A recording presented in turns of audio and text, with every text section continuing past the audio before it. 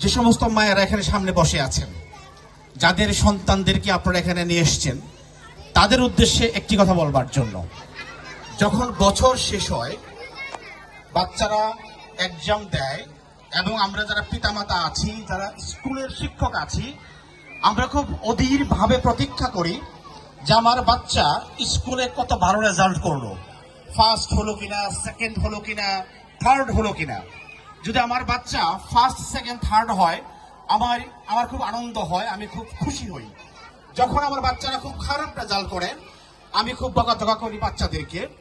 এবং যে সমস্ত প্রতিষ্ঠানগুলো আছে, যাদের শিক্ষা প্রতিষ্ঠানের বাচ্চারা অনেক ভালো রেজাল্ট করে, আমরা চৌরাস্তার মোড়ে মোড়ে আমরা ব্যানার, ফেস্টুন টাঙাই, আমার স্কুলের 10 জন বাচ্চা A+ পেয়েছে, 50 জন B+ পেয়েছে। আমরা মনে করি শুধুমাত্র একাডেমিক কোয়ালিফিকেশনের রেজাল্ট দিয়েই আমার বাচ্চা অনেক ভালো মানুষ হয়ে যাচ্ছে, দক্ষ এবং যোগ্য মানুষ হয়ে যাচ্ছে। কিন্তু বিশ্বাস করেন, আপনার বাচ্চা যদি পড়াশোনার পাশাপাশি এক্সট্রা কারিকুলামস, কো কারিকুলামসের দিকে মনোযোগী না হয়, বিশেষ করে sports, cultural, debating, international, local যে ধরনের প্রতিযোগিতামূলক অনুষ্ঠানগুলো হয়, আয়োজনগুলো হয়, যদি আপনাদের বাচ্চাদেরকে এই সমস্ত প্রতিযোগিতামূলক অনুষ্ঠানে অংশগ্রহণ করাতে না পারেন, আপনার বাচ্চা কখনোই দক্ষ এবং যোগ্য মানুষ হয়ে গড়ে উঠবে না।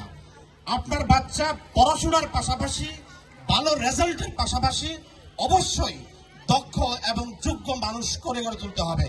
যদি দক্ষ যোগ্য মানুষ করতে না পারেন, শুধুমাত্র একাডেমিক রেজাল্ট দিয়ে এই প্রতিযোগিতামূলক বিশ্বে আপনার বাচ্চা কখনোই টিকে থাকতে পারবে না।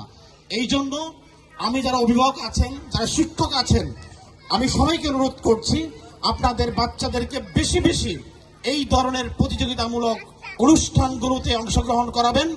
আপনার বাচ্চা ভালো রেজাল্টের পাশাপাশি দক্ষ এবং যোগ্য মানুষ হবে। যদি দক্ষ এবং যোগ্য মানুষ হয়, পাশাপাশি তারা ভালো মানুষও হবে।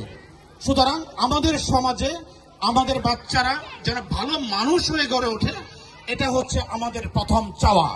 এই সমস্ত বাচ্চাদের জন্য অনেক অনেক দোয়া। প্রত্যেকে ভালো থাকবেন। আসসালামু আলাইকুম। অসংখ্য ধন্যবাদ আমাদের সম্মানিত অতিথি।